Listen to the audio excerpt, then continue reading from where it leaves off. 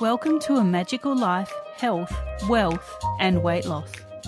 I'm your host, Magic Barclay, lead practitioner at Holistic Natural Health Australia and #1 best-selling author. In this podcast, I aim to give you practical tips on how to accelerate and sustain your health, increase your financial, spiritual and emotional wealth, and to look at something that haunts many of us needlessly, weight loss. In some episodes, I'll have guests available to give you even more tips, but in others, the floor is yours. Drop us a line at A Magical Life Podcast on Facebook and let me know what you would like to know more about. Now, sit back and enjoy, because it is time for you to create and truly discover a magical life. Welcome back to A Magical Life. This is episode 36, and we're back with Dr. Perry Nickelston, talking all things lymphatic mojo and stop chasing pain and more. Welcome back, Perry. Thank you very much for having me back. Nice I didn't scare you off from the first episode. You could never scare me off, and I'm sure the listeners have learnt a lot about toothbrushes and the lymphatic system already. What are your top 3 tips to creating wealth, be it personal, financial, or emotional? That's a great one, right? Well, I can tell you this much, though, what I've discovered in my own journey, and I think what most humans discover is that financial wealth doesn't carry over to emotional wealth, health, and happiness at all. Some of the most unhappy people you'll ever see have more money than they know what to do with. It doesn't satisfy this longing that we have as humans in general for connection, love, acceptance, belonging, community, right? And that was in my journey too. I honestly was speaking with my wife the other day, saying, I look back on some of the times where we were struggling the most early on when I was trying to get started and raising a family. It was difficult, but I almost think I was happier at the time overall. Just like it zeroes you in onto what really matters. And then, it's that old cliche, if you can find what you love to do and you're passionate about it, you'll never work another day in your life. And it's very true. And I think that it's empowering to be able to do that for yourself and not fall into the trap of the expectations that others have for you. And it's difficult because some of the most toxic people in your life are going to be the ones that are closest to you.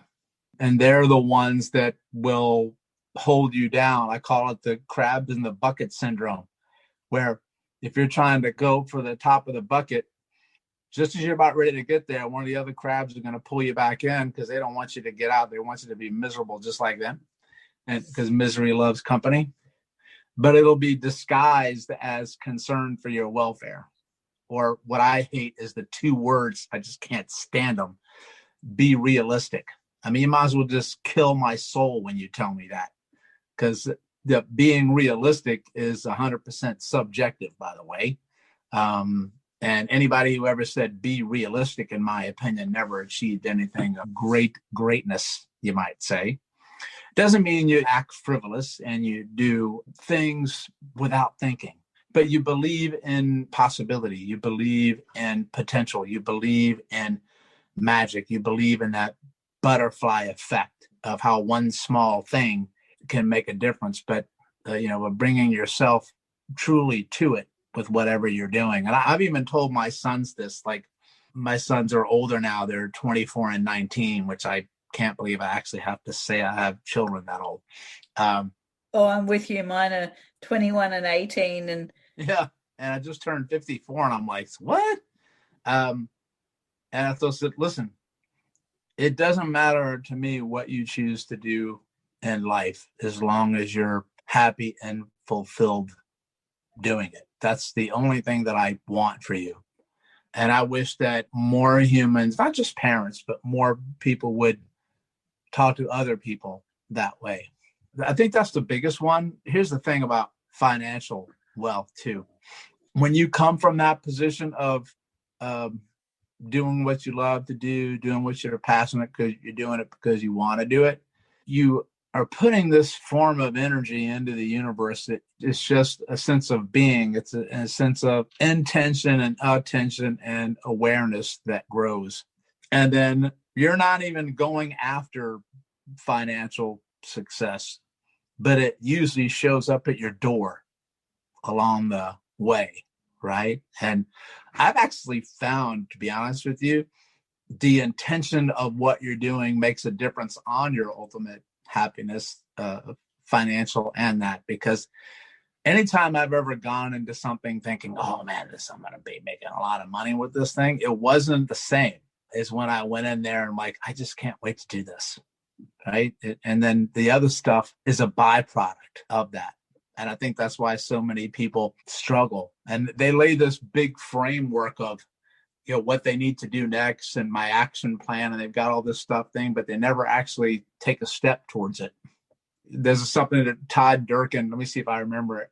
He used to say, he said, fire, aim, ready. Like, you know, just shoot the thing. Worry about aiming it later. Just pull the trigger, you know, because so many people are like aiming up the shot. I think I'm ready. And you're like, okay, any day now. And then he said, no, you pull the trigger and then you adapt along the way, because then you got no choice, right? I mean, you're already falling out of the airplane. You better figure out how to open the damn chute. Exactly. People overthink things too much. By the time they get there, they've either missed the shot, or if it's a parachute drop, they've missed the place they're supposed to land.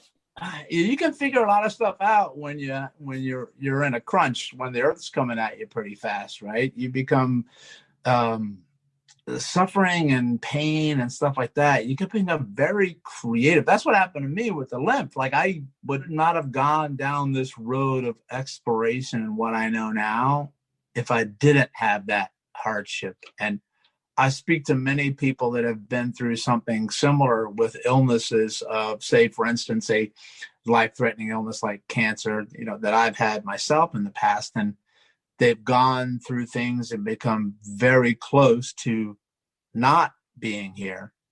And then they say, you know what, it really was awful, but I don't think I would take it back or change it, because it taught me things or showed me things that I never would have seen or forced to look at if I didn't go down that road. Because you're never going to change when you're comfortable, because why the hell would you? You're comfortable. It's only through that, you know, you get comfortable being uncomfortable kind of thing that the Navy SEALs say here in the US. But it's where you don't want to go that you're forced to go that you'll adapt. And that's what makes us resilient as humans. And I think you're seeing some of that in relationship to what's going on in the world today with the pandemic. You know, there's some different reframes that people are doing that they would have never had to do before in relationship to discovering something new for themselves or discovering something new for humanity's sake. And you were talking about, you know, having to make those life changes. I look at the person I was pre-cancer and what I was striving for and the things that I thought were important. And now going for a walk and seeing a kangaroo in the park, or watching, you know, an eagle fly overhead, or just even watching some flowers bloom means so much more than they did when I thought I was healthy.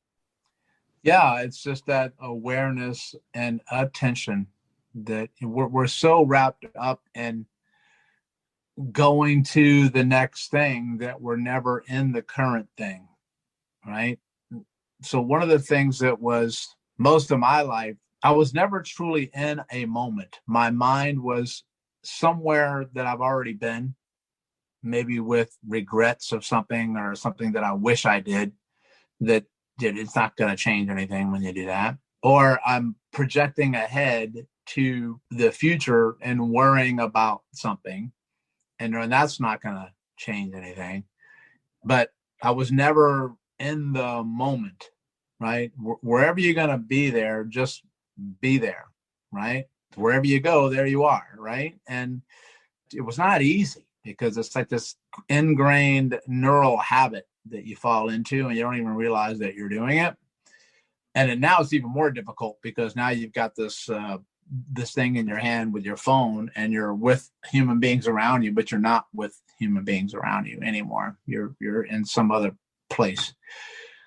And when I would just take a moment to, it's actually a very effective form of helping people with pain, especially chronic pain, or learning to get a sense of their own body, is to take a moment and just begin to pay attention to the sensations around you, from the noise, the smell, the sounds, the textures. And because there's so much information coming into your brain every single second, you can't comprehend it. Because if you did, you couldn't move, because you would just shut down from overstimulation.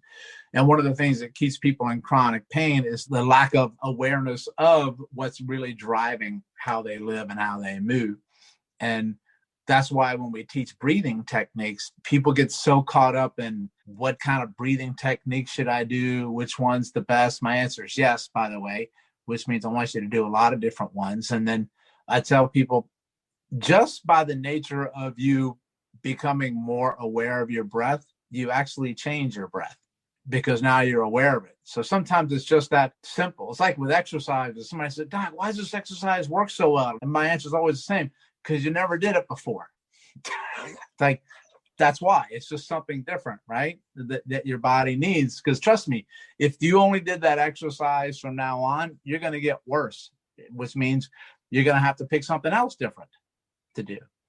So the answer to the question of how people can begin to change how they feel and how they move is just become more aware of things, but add a lot of different variation, variability, and variety into what you're doing. And the one way you can do that is to become more aware of the different things that are around you. I studied a lot of neurodevelopmental patterns. That's like how you learn to move as a baby and an infant, and on the ground, and developing these big patterns before, so you could stand up, is you just lie down on the ground and your legs are straight and your arms are by your side, and you can have a pillow behind your head if you need to. But they would just say, I want you to notice the pressure on your left side compared to your right side. And then I would never, ever notice that, holy cow, I had a lot more pressure on my left hip into the ground than my right one. And just paying attention to subtle things like that, you notice a shift in your stress, and a shift in your tension, and a shift in your breathing, just from taking a moment of body awareness. Very powerful. That was a very powerful lesson for me. Speaking of body awareness, this is a little bit probably off track from my normal podcast information, but you're talking about body awareness, you're talking about breathing, and about being present and understanding the movement that is needed, the breathing that is needed, etc. And one word jumps out, and I would really love you to explain this to the listeners, and that's the vagus nerve. You know, I've got this saying, I can hear it from your mouth in my head, that what happens in Vegas never stays in Vegas.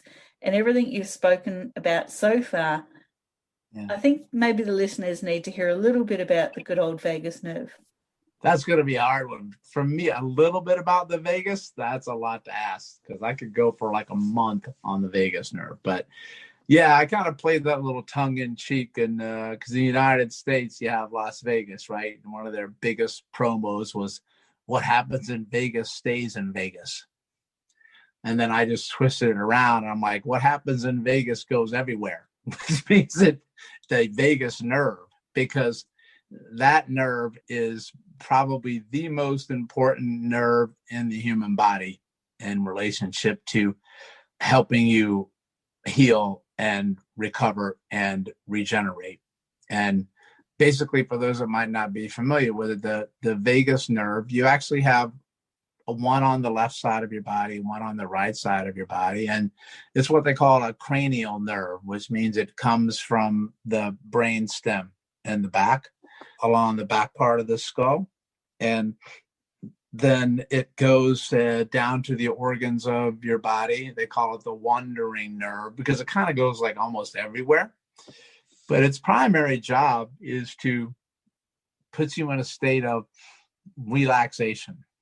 for what they call the parasympathetic nervous system. I think most people, if they've gone through biology class, have heard of sympathetic nervous system and then parasympathetic. And sympathetic is the one that most people are on all the time with stress and anxiety and not knowing and lack of control. And it's just your fight, flight, freeze, freak out. You're just always in the survival mode of go, go, go, go, go. You can't relax. You stop breathing. You got excess tension.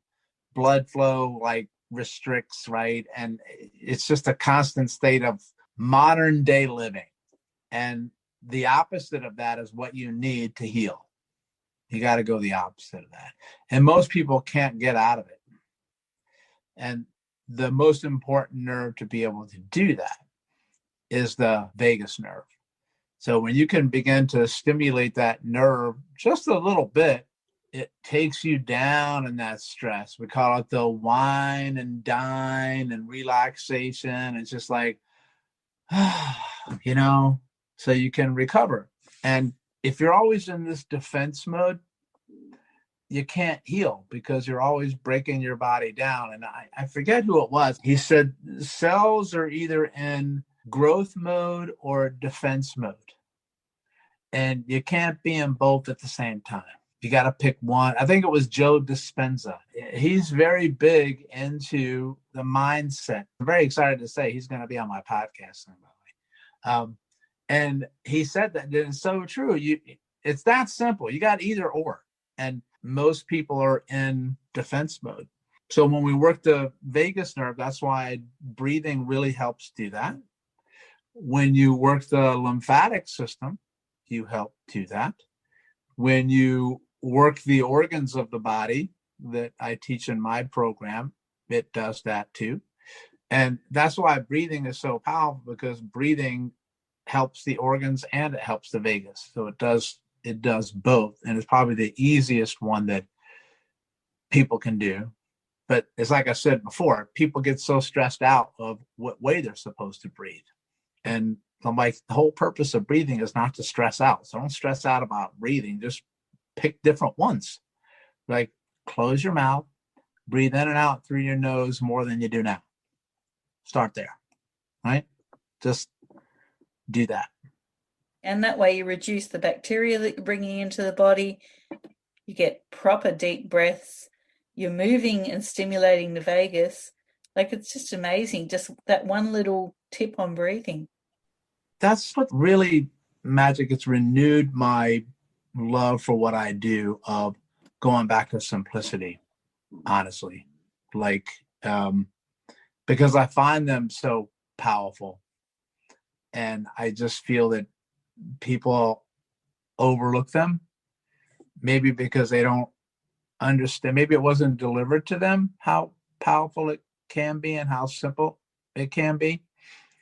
But I'm trying to teach people long-term things for the rest of your life, not really intensive, hard things to do that you do for a month or two. Like you go through these intense diets, right? And then you quit and then you go back to poor habits. Or you go to intensive rehabilitation for your back pain. And then after that, you go back to poor habits. And you don't have to change all of your habits at once. That's the whole thing. That's usually where failure comes into play, because you change too many things at one time. And you just do one small thing. And then you build on top of that, and you build on top of that. And then after a couple of weeks and after a couple of months, or even up to a year, you're like, holy cow, like I can't believe how much weight I lost or how much better I feel. Just that little and often over the long haul is magical, you might say. Now, speaking of weight loss, we do cover that here on this podcast. And it's something that so many of us really needlessly obsess and have to deal with every day. What's your experience with weight loss, and what tips do you have for the listeners? Great question. Well, I struggled with weight loss most of my life. I was a very overweight, obese, introverted, shy teenager and adolescent. I got picked on relentlessly, and I had a very poor self-image of myself. And I was not in good health. And then that's what got me into bodybuilding and fitness, because it gave me a sense of control of something that I could do to go somewhere, put some effort in and change how I looked and change how I felt about myself. But I always caution people too that I actually went the other way as well. I became too obsessive with bodybuilding and fitness and nutrition, as to where my whole self-identity came from what my physical appearance was like. And I had a dysmorphia the other way, where I wasn't ever muscular enough. And I became obsessive about nutrition, where I was weighing food or eating every 2-3 hours and getting enough protein. And I actually just stopped living because I was so obsessed about that. The pendulum can swing both ways. So one of the things that I tell people in relationship to nutrition, because people ask me this all the time about diet, but I really think that's a very individual thing, because as you know from studying how the body reacts to foods, not everybody reacts the same way to a food, even though it's considered a healthy food. For instance, you find that a lot with what they call nightshade vegetables like peppers and potatoes and eggplants and tomatoes. And they're considered healthy, but they can really cause a big problem for some people, that they just can't eat them and they just don't know it. So what's considered healthy is relative, but beyond like a bowl of cornflakes, like Frosted Flakes or something. I mean, you kind of know that one, right? But it's always the stuff that everybody already knows. It's the moderation, first of all, right? It's the mixture of the portions on your plate, things like that. And I'm not going to go down the vegan or, keto or all those things, because I'm a big believer that if you do just one thing for too long, no matter what it is, you're going to get worse, because the human body is not meant to do that. It needs variation, variability, and variety. That's how it becomes more adaptable. The more you do of just one thing, the weaker you become, in my opinion. I don't care how good it is. And you become more vulnerable in relationship to that. But I can tell you the one thing that was the most powerful for me, and I never did it over the years because I was so worried about eating all the time in fitness. I began to do, for me, intermittent fasting. And that was a big game changer for my health overall, where I would slowly work up to 16 hours of not eating food. But I couldn't do 16 hours right out of the gate. I needed to do like 8, then 12, then 14, then 16. Right now, I found my sweet spot at 15, because I know that that's just a little bit too much for me. That did wonders from a standpoint of, first of all, just not having to worry about eating all the damn time, because that takes a lot of time in your day. But just giving your stomach and your digestive system a break. That's a huge amount of energy for your body to do that all the time. And to have those two combinations of a little bit of time to not eat and then give my stomach and my intestines a break was really, really big for me.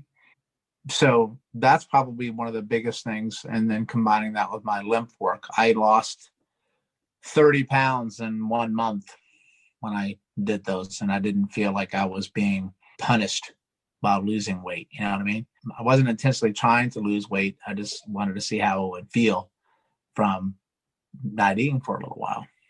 Right? That's fantastic. And with intermittent fasting, some of the listeners out there might be going, well, I can't not eat. What do you think you're doing at night time? When you're asleep, you're not eating. Extend that. One really easy way to do intermittent fasting is eat your last meal earlier in the evening, start your fast from then, and then just eat your first meal a bit later. And that's how you'll get that 8 to 16 hour window in there. And you can increase that more and more just by eating a little bit earlier, eating a little bit later in the morning, without taking your day going, oh, well, I'm fasting, I can't eat now. It's something you can incorporate in life. Yeah, that's really great advice. That's what I actually ended up doing, where my kind of sweet spot right now is I usually will have my last meal typically at 6 p.m., sometimes 7 p.m. And then, I'll sleep, and then I usually don't have my next meal until the following morning, like 9 or 10. So when I do the intermittent fasting, so I tell people you have to learn to do things for your own body. Like I said before, I started with 8, 12, 14, 16, and then 15 ended up being the one for me.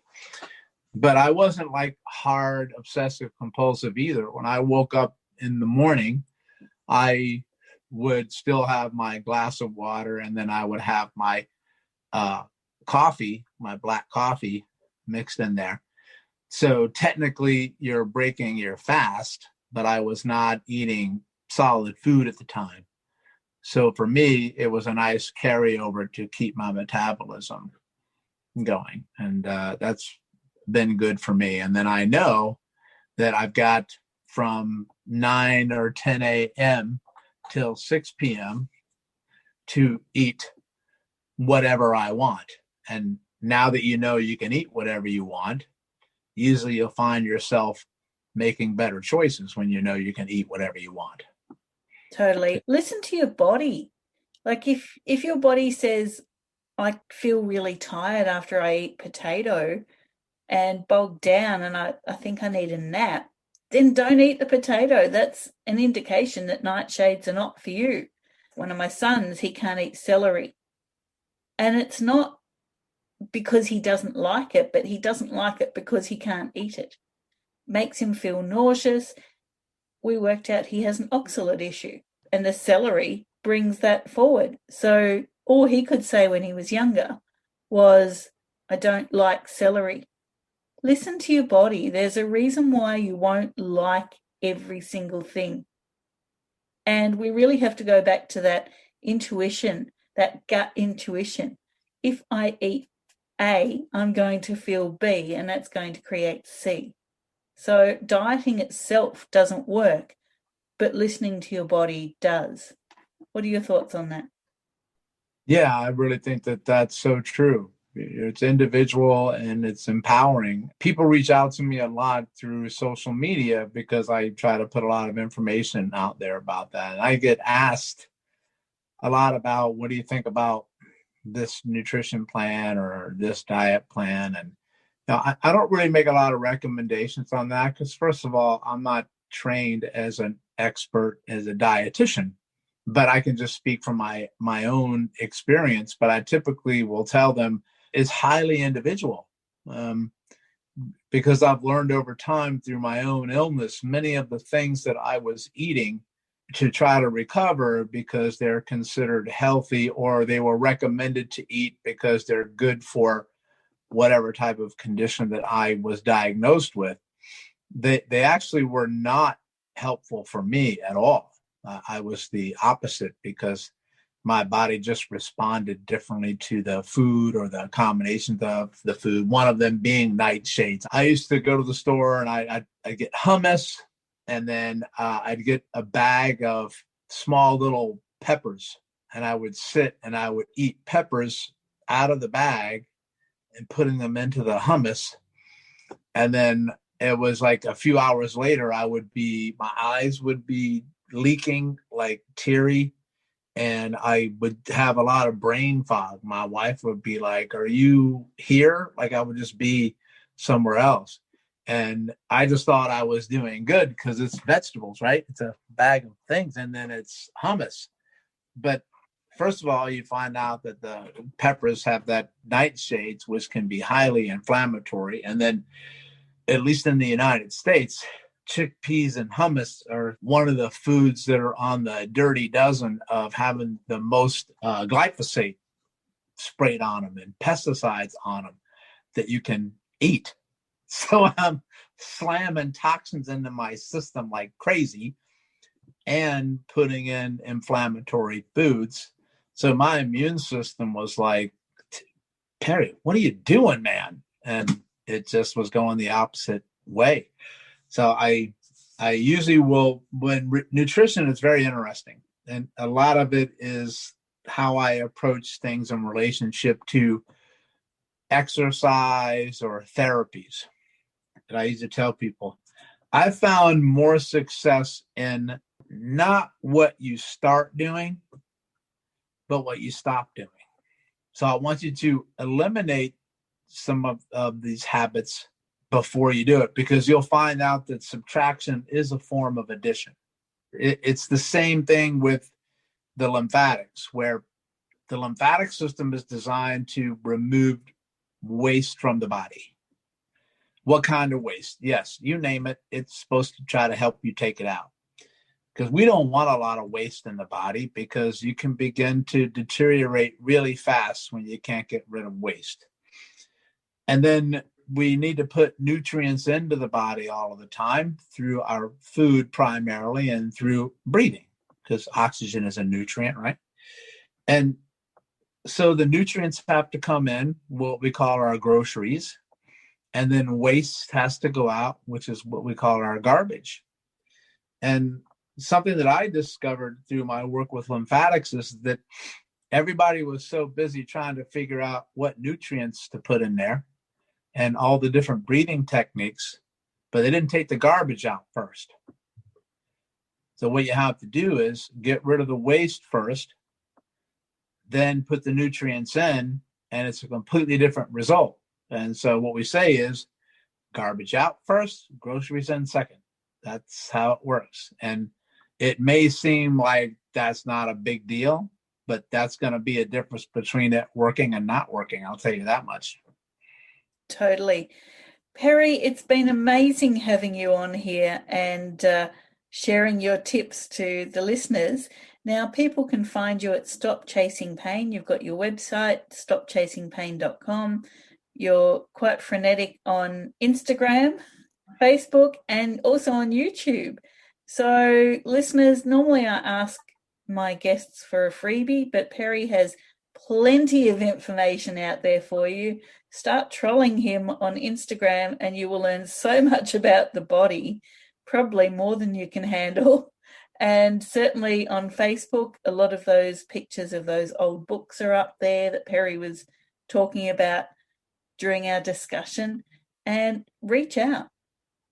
Learn a bit about the lymphatics. I myself have done Perry's courses, and I can vouch for the information. It's absolutely amazing. And if you want to know what a toothbrush and a ninja star can do for you, get in touch with Perry. Thanks so much, Doc, for your time. And one final tip for the listeners to create a magical life would be? Oh, that's a great one. First of all, thank you very much for the beautiful, kind words and for having me on the show. I really did have a great time. And I'd probably say a tip, movement is key, right? Movement is life, but I don't want people to get stressed out about if they're moving right or moving wrong, because that's a big thing that I'm trying to change in the industry and in the world, is that humans are designed to move in all different ways. And I teach people 4M motion, and I would like to just tell people that this is what I want you to keep in mind when you move. If you just follow these 4 principles, you're going to be okay. Right? It's move more of yourself than you do now, more often than you do now, more ways than you do now, more environments than you do now. But it basically falls into do lots of different things in many different ways in many different environments, and you'll get where you want to go. You'll have a difference in your life. And yes, it's just that simple. Thanks so much. That is brilliant. So movement is key. And yes, you can move more, move often, move in various places. As the doctor said, go for it. Just move. Now, coming up in episode 37, you have me talking about environmental connection. We'll be talking about movement there too. And coming up, we have some more amazing guests joining. So please, for today, thanks, Dr. Perry, for coming in. And listeners, go forth and create your magical life. Thanks for listening today. Please subscribe to hear future episodes, leave a review, and share this podcast. You can follow us on Facebook at A Magical Life Podcast or at Holistic Natural Health Australia. That's holistic with a W. You can find us on Instagram at Holistic Natural Health or at www.holisticnaturalhealth.com.au. That's where you'll access all sorts of articles, freebies, and more.